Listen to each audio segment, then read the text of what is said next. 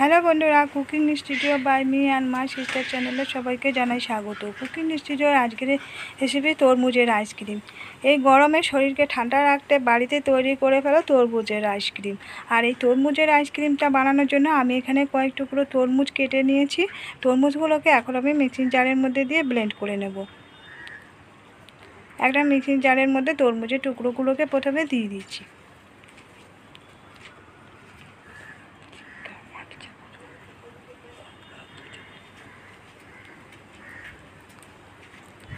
এখন তরমুজটা ব্লেন্ড করে নেওয়া হয়ে গেছে। একটা ছাঁকনির মধ্যে আমি ছেঁকে নিচ্ছি। আমি যেটা কড়াইয়ের মধ্যে জাল করব সেই কড়াইয়ের মধ্যে ছাঁকনিটাকে রেখে সরাসরি ওটার মধ্যেই ছেঁকে নিচ্ছি।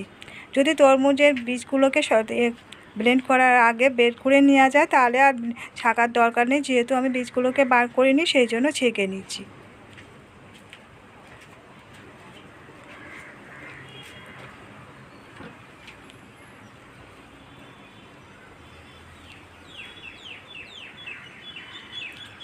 তরমুজটা ছেঁকে নেওয়া হয়ে গেছে। এখন তরমুজের রসটাকে জাল করার জন্য গ্যাসে বসিয়ে দিয়েছি।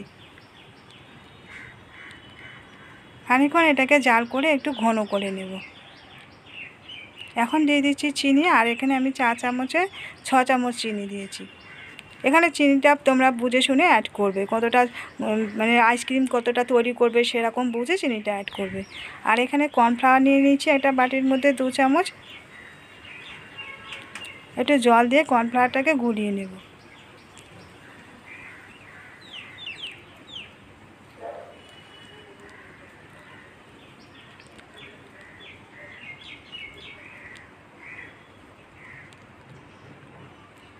এখন তরমুজের রসটা জাল করতে করতে অনেকটা ঘন হয়ে গেছে।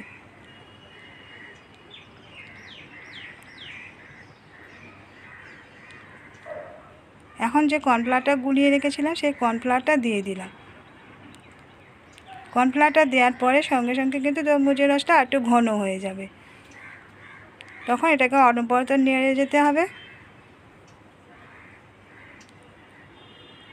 এখন দিয়ে দিচ্ছি এখানে লেবুর রস। আমি এখানে গন্ধরাজ লেবু আর পাতি লেবু 2 রকম লেবুর রস দিয়েছি। তোমরা চাইলে শুধু গন্ধরাজ লেবুও দিতে পারো কিংবা পাতি লেবুর রসও দিতে পারো। এখন লেবুর রসটা দিয়ে ভালো করে আবার খানিকক্ষণ নাড়াচাড়া করে এবারে নামিয়ে নেব। এখন গ্যাস থেকে নামিয়ে নিয়েছি। আমি এটাকে একটু ঠান্ডা করে নেব। অন্য একটা পাত্রের মধ্যে আমি ঢেলে দিয়েছি, দিয়ে এটাকে এখন রুম টেম্পারেচারে রেখে ঠান্ডা করতে দেব।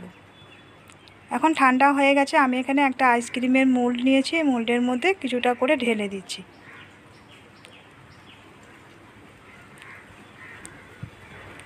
সবগুলো মোল্ডের মধ্যে প্রথমে আইসক্রিমের ইয়েটা ভর্তি করে দেব।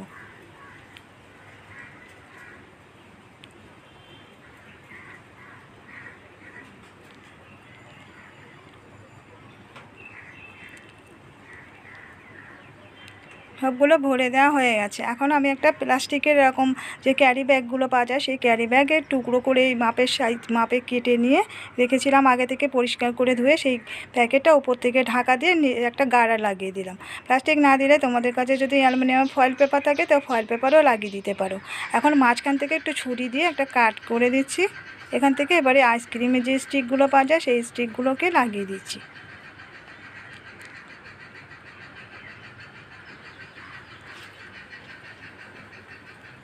এখন এটাকে ফ্রিজে রেখে দেব। ডিপ ফ্রিজে রেখে দিয়েছিলাম। আমি এটা বিকালে তৈরি করেছিলাম আইসক্রিমটা, আর সারা রাত ছিল। আর ওভারনাইট রেখে দিলে খুব ভালোভাবে আইসক্রিমটা জমে যায়। এখন আমি এটা সকালে বার করে নিয়েছি। এখন তোমাদেরকে খুলে দেখাচ্ছি আইসক্রিমটা কেমন তৈরি হয়েছে।